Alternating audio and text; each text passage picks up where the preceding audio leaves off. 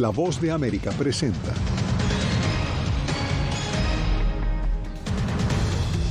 Tragedia vial en Panamá. Más de 3 decenas de migrantes mueren cuando el autobús en el que viajaban cayó a un precipicio. Comienza la reconstrucción en varias provincias de Turquía. La ONU advierte que el terremoto exacerba la precaria situación de mujeres y niñas. Desde Miami, expatriados nicaragüenses aseguran que el gobierno de Daniel Ortega sigue acechando a sus familiares. Y el fuerte mensaje que envió China contra Estados Unidos por el derribamiento de su globo.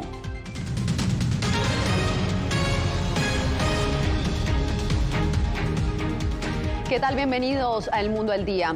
Al menos 39 migrantes perdieron la vida este miércoles en un accidente de tránsito en la provincia de Chiquirí, en Panamá.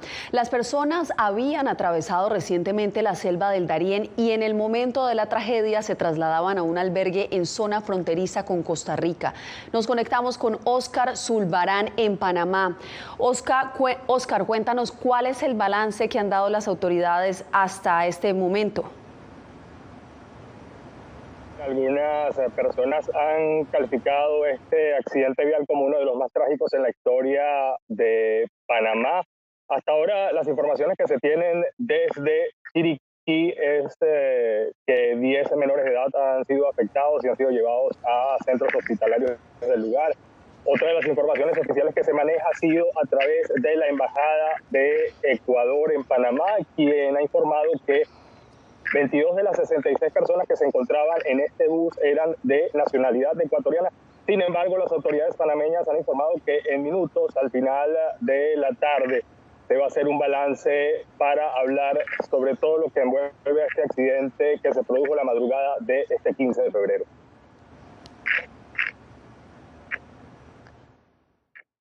En total, 5 vehículos se trasladaban desde Darién hasta el albergue de los Planes de Hualaca, a más de 450 kilómetros de la capital panameña. Cerca de su destino, uno de los buses cayó a un precipicio. Es un servicio privado que da, lo que hace Migración y Senafron es que tratamos de acompañar el convoy, como se dijo, a veces salen 5 buses juntos para asegurarnos de que los traficantes de personas no los hagan víctimas de esto, les ofrezcan dinero y demás. Por otro lado, las autoridades panameñas también reportan un incremento en el número de migrantes que han cruzado la selva en lo que va de año 2023. Ya llevamos más de 37.000 personas que han entrado por el Darién. Es un flujo continuo. Y a medida que entran, así mismo se van moviendo. Acuérdense que ellos entran a las comunidades más pobres de Panamá, que son las comunidades de Canal Membrillo y Bajo Chiquito. Y de ahí llegan, van en ese círculo y en ese tránsito. Anoche nada más entraron más de 900 migrantes. Las autoridades panameñas también detallaron que dentro del flujo de migrantes, la mayoría provienen de Haití, superan 14.000, más de 9.500 ecuatorianos y 5.000 venezolanos. Todo esto ocurre casualmente un día después que autoridades de Estados Unidos, de Panamá y de Colombia se reunieron para tratar precisamente el tema de la migración irregular en la región. Óscar, estaremos atentos de ese reporte que vayan a dar las autoridades y justamente de lo que estás hablando vamos a hablar en este siguiente reporte. A escasas horas del accidente, las autoridades de Colombia, Panamá y Estados Unidos sobrevolaban el tapón del Darién para definir una hoja de ruta que busca mitigar la inseguridad que enfrentan los migrantes que cruzan la peligrosa selva del Darién. Jair Díaz nos da los pormenores. La salida de migrantes por la selva del Darién durante el mes pasado aumentó en un 300% respecto a enero del 2022. Ante este escenario, Colombia, Panamá y Estados Unidos advierten que organizaciones criminales como el Clan del Golfo están detrás del tráfico de migrantes en esta zona. Hay también una organización mucho más amplia que simples coyotes que podrían ser solo agentes de esa organización. Para frenar este flagelo se creó un nuevo punto estratégico de observación binacional en toda la zona de frontera Colombia y Panamá, que también fortalecerá la lucha contra el narcotráfico y los delitos ambientales en el tapón del Darién. Esta hoja de ruta busca salvar las vidas de las personas migrantes que transitan por la región, fortaleciendo la coordinación y cooperación en seguridad y combatiendo la desinformación que propagan las redes de tráfico de migrantes. Tras el encuentro, los cancilleres de Colombia, Panamá y el embajador encargado de Estados Unidos en Colombia, Francisco Palmieri, sobrevolaron la selva del Darién. Seguiremos trabajando con los gobiernos de Colombia y Panamá para proteger a los migrantes de los riesgos que conlleva este peligroso viaje. La migración irregular es un reto regional que requiere de soluciones coordinadas. En tan solo 45 días del 2023, más de 21.000 migrantes han atravesado la selva del Darién. Yair Díaz, Voz de América, Bogotá. Mucha atención porque una nueva forma de estafa focalizada en migrantes que buscan recibir protección del gobierno estadounidense ronda las redes sociales. Hasta $10.000 por adelantado piden los estafadores para fungir de patrocinadores. Laura Sepúlveda nos da los pormenores.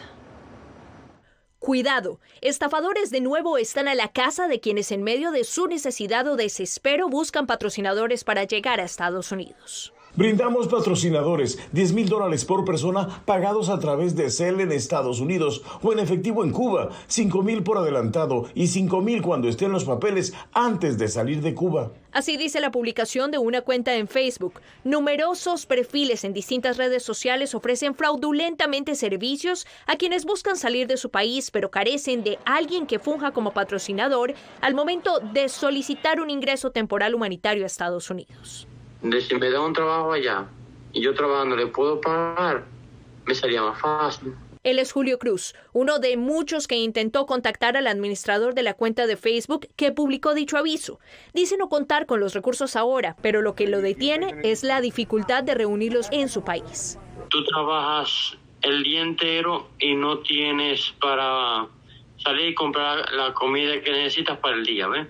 De la ingenuidad, la necesidad y urgencia de personas como él se aprovechan los estafadores. Aparte del riesgo de perder el dinero, la abogada de inmigración Claudia Bernal destaca otras atribuciones del patrocinador. Y no es necesariamente una responsabilidad económica. Estamos hablando de un compromiso que asumen estas personas de que si, por ejemplo, el patrocinado es requerido, se le requiere presentarse ante las autoridades de UCIS, el patrocinador pues se hará responsable de que esto se dé. Pese a que no existe norma que impida cobrar por asumir este rol para preparar una solicitud, las autoridades migratorias advierten que este es un documento firmado bajo juramento con posibles consecuencias legales. Laura Sepúlveda, Voz de América, Austin, Texas.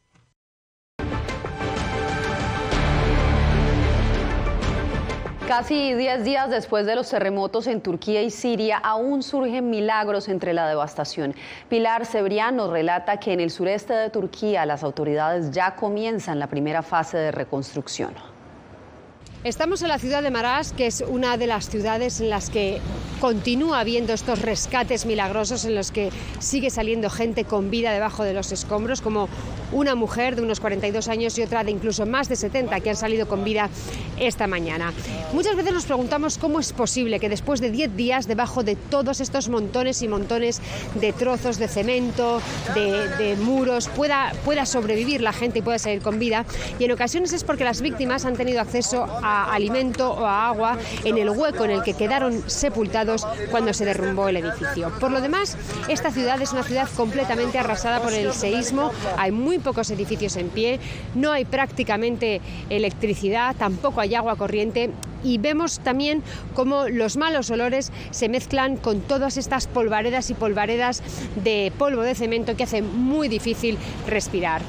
Estamos viendo también cómo continúan las labores de escombro. Los rescatistas nos dicen que hay poca esperanza de encontrar a gente con vida, pero que aún así hay que comenzar con lo que es la primera fase de la reconstrucción, que es eliminar todos los escombros, las montañas de los edificios que han quedado en toda esta parte de esta ciudad de Maraş, para que después se puedan medir cuáles van a ser las posibles tareas de reconstrucción y volver a dar a la gente un alojamiento. Hemos estado hablando con todas estas personas que hacen cola en las carpas para conseguir alimento y nos dicen que están desesperados, que están hartos de dormir en la calle, muchos de ellos duermen en el coche y que necesitan urgentemente volver, que todo vuelva a la normalidad. Desde Maraş, Turquía, para Voz de América, Pilar Cebrián. El Fondo de Población de las Naciones Unidas informó hoy sobre la precaria situación para las mujeres y niñas en la zona afectada por el terremoto en Siria, que padece una guerra civil desde hace más de una década. Celia Mendoza nos trae la información.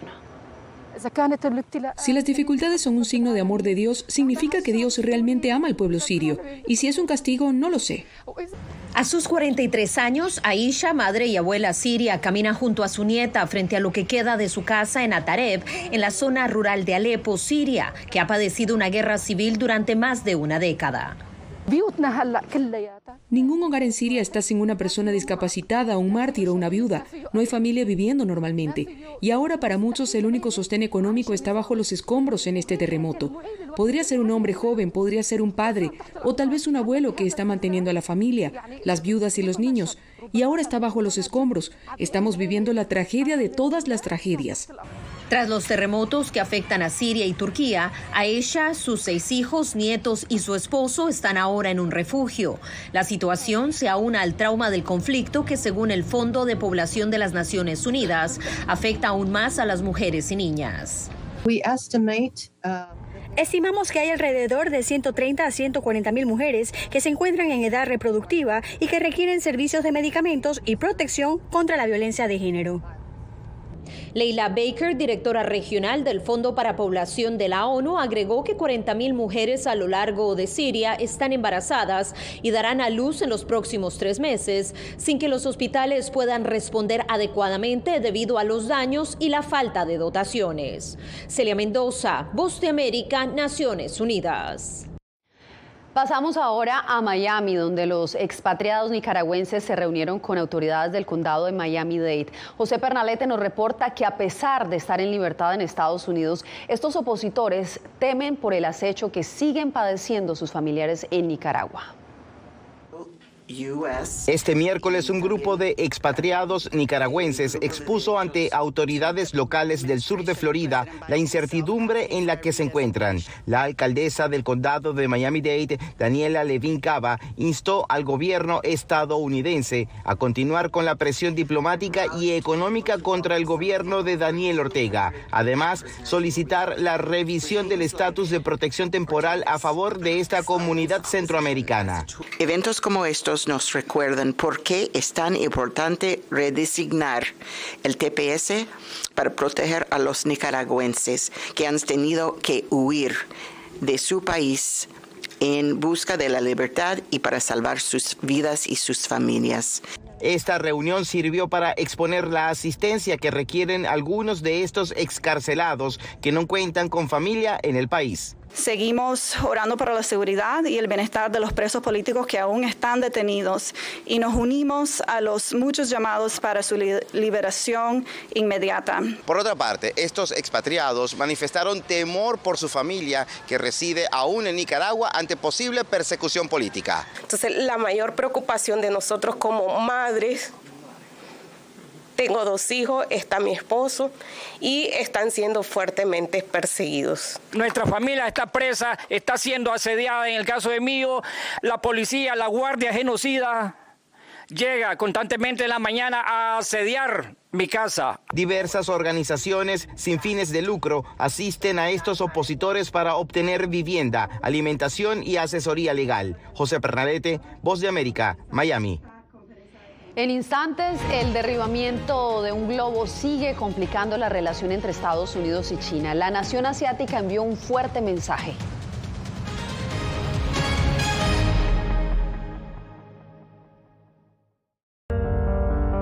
En tiempos de cambios, cuando el mundo parece incierto y lo que escuchamos no refleja lo que vemos,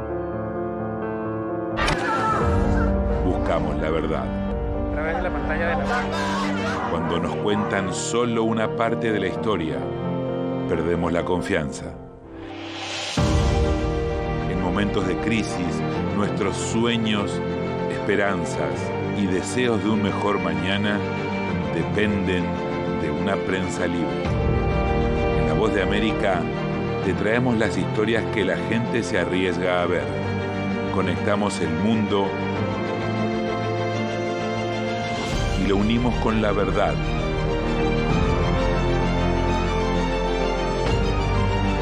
En La Voz de América te presentamos el panorama completo. ¿Qué tal? Desde Washington comienzan las noticias en El Mundo al Día. Día a día, desde la capital de Estados Unidos y donde se producen las noticias que más te impactan. El objetivo es llegar al otro lado de la frontera para pedir asilo. La Voz de América te conecta con El Mundo al Día. Los hechos más allá de la noticia. Para que tomes decisiones bien informadas, en el lenguaje que quieres, donde quieras y como prefieras. Conéctate con El Mundo al Día. Actualidad. Nos vamos a ver otra cepa nueva y otra cepa nueva. Análisis. En realidad, mucha de esta gente va a quedar parada de nuevo y va a ser una tragedia humana. Debate. Dejen la obsesión. La obsesión la tienen ustedes. Con la información más allá de los titulares. El tema energético es algo que se está analizando. La inflación es un problema global. 30 y 50 metros están ya las tropas. Su respuesta, doctor. Todas las semanas por La Voz de América.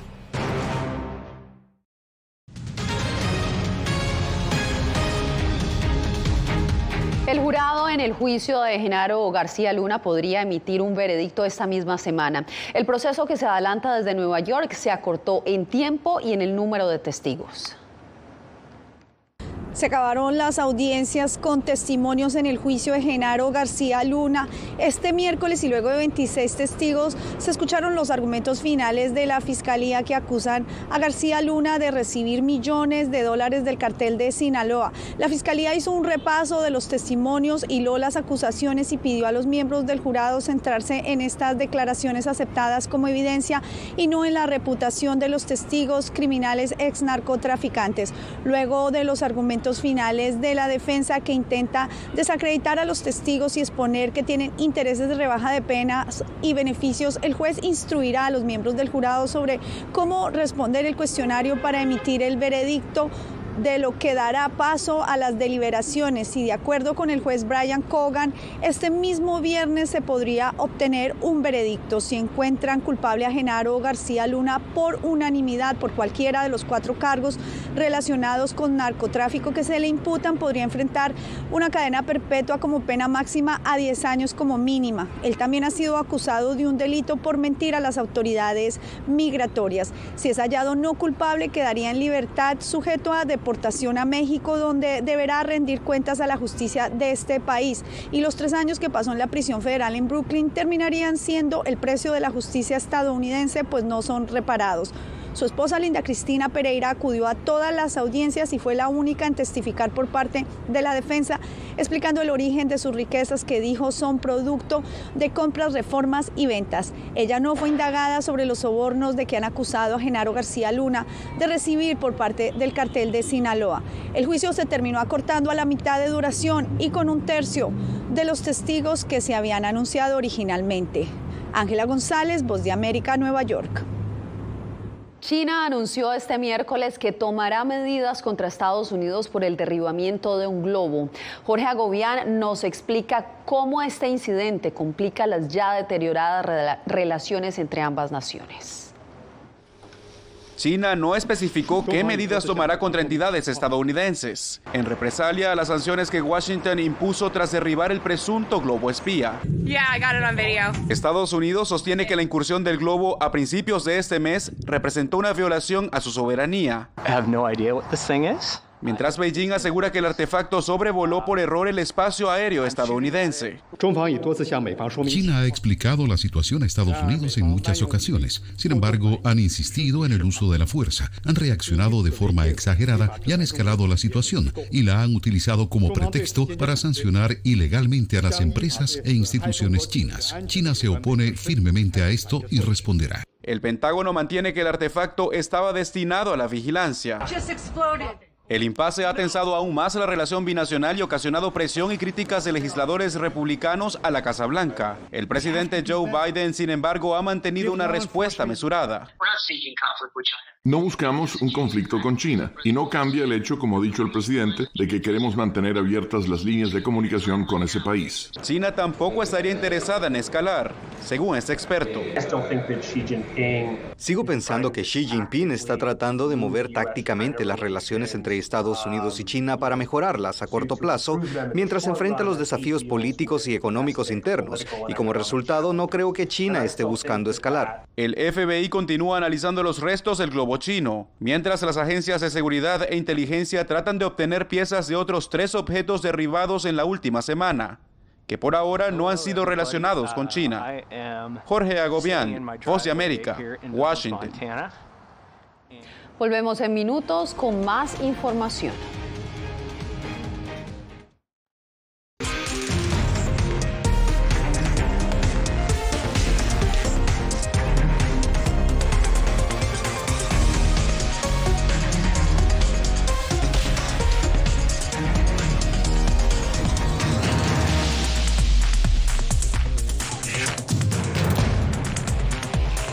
Venezuela 360, cada semana por La Voz de América.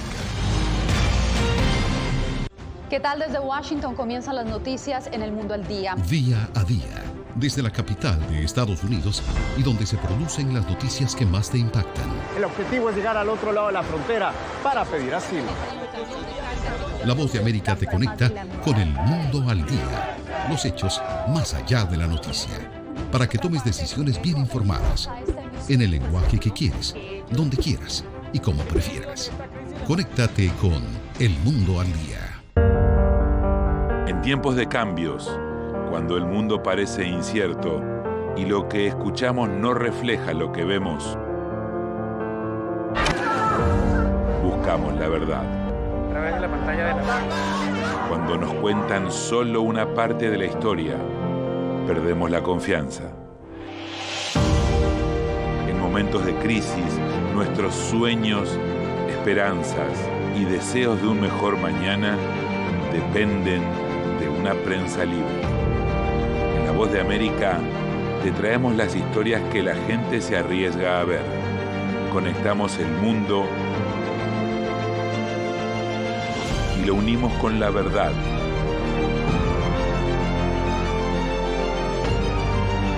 En La Voz de América te presentamos el panorama completo.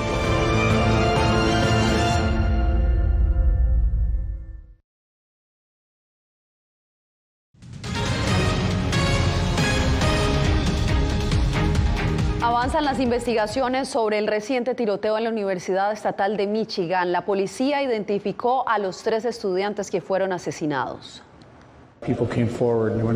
Queremos agradecerles por su coraje y esa pequeña luz junto con todos los nuestros. Seremos fuertes, lo haremos. Con una vigilia fue recordado el estudiante Brian Fraser, una de las 3 víctimas del tiroteo dentro del campus de la Universidad Estatal de Michigan. 5 estudiantes permanecen hospitalizados y la policía aún desconoce los motivos que llevaron a Anthony Dwayne McRae a perpetrar estos asesinatos. No tenemos absolutamente ninguna idea en este momento de cuál fue el motivo. Podemos confirmar que el sospechoso de 43 años no tenía afiliación a la universidad, no era estudiante, docente, personal actual o anterior. Alexandria Berner, de 20 años, la segunda víctima del tiroteo, fue recordada por cientos de dolientes que acudieron con velas a un campo de fútbol de los suburbios de Detroit. 24 segundos de silencio recordaron el número de su camiseta como jugadora de baloncesto. Ella era todo lo que quiere ser un simple ser humano. Era una gran atleta y una gran estudiante, todas esas cosas, pero en esencia era amable, positiva, empática y compasiva. Ariel Anderson, de 19 años, fue la tercera estudiante mortal del tiroteo. Oriunda de Detroit, su madre la describió como una joven que amaba a los niños y que anhelaba convertirse en pediatra. Diva Lizette Cash, Voz de América, Washington. En Estados Unidos, los casos de ansiedad, violencia doméstica o intento de homicidio son cada vez más frecuentes después de la pandemia del coronavirus. Desde Colorado, una oficina de especialistas atiende este tipo de casos.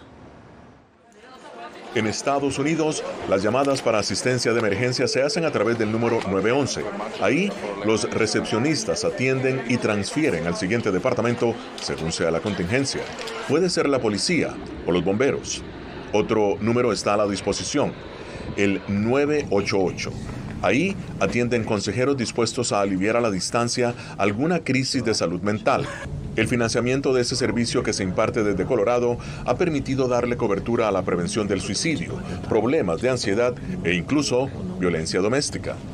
Este consejero cuenta que se integra con la persona que llama, tratando de entender y asimilar como si fuera suyo el problema que atraviesa el interlocutor. Me comprometí con ellos y simplemente estando presente, escuchando su historia y alentándolos gentilmente, lo que llamamos planificación de seguridad. Ha debido atender a un niño de 7 años que le decía que se iba a tragar un frasco de pastillas. Estoy involucrado en este trabajo porque es increíblemente impactante cómo puede relacionarse con personas que podrían estar pasando por el peor día de su vida y al proporcionar funciones humanas muy básicas, ser amable, estar presente, escuchar, puede cambiar potencialmente la trayectoria de la vida de otra persona. Los funcionarios de salud mental dicen que el aumento de llamadas incluye niños con padres alcohólicos, parejas que sufren violencia doméstica y personas con depresión y ansiedad después de perder a un ser querido por el coronavirus. Gonzalo Abarca, Voz de América. Hacemos una pausa y regresamos con más.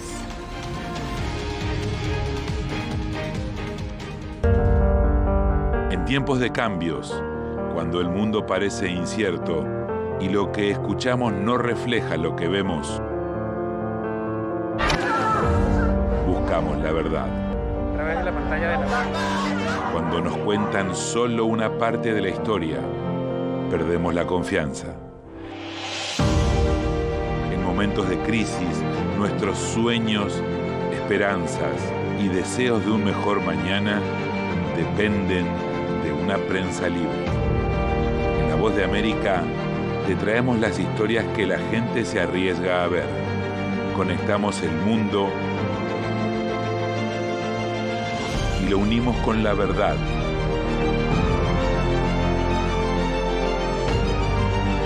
En La Voz de América te presentamos el panorama completo.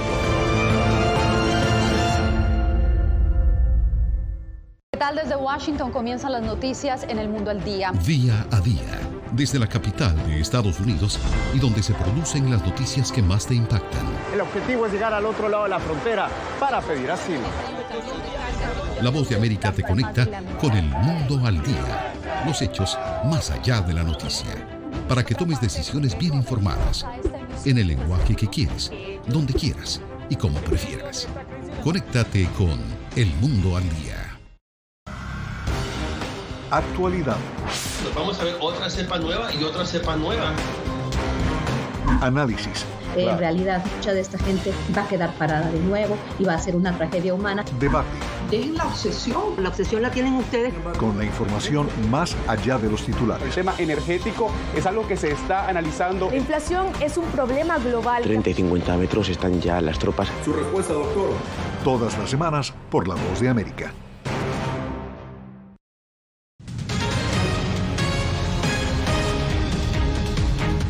En Bolivia, un avión se convirtió en biblioteca para promover el hábito de la lectura entre los más pequeños. Fabiola Chambi nos envía la historia.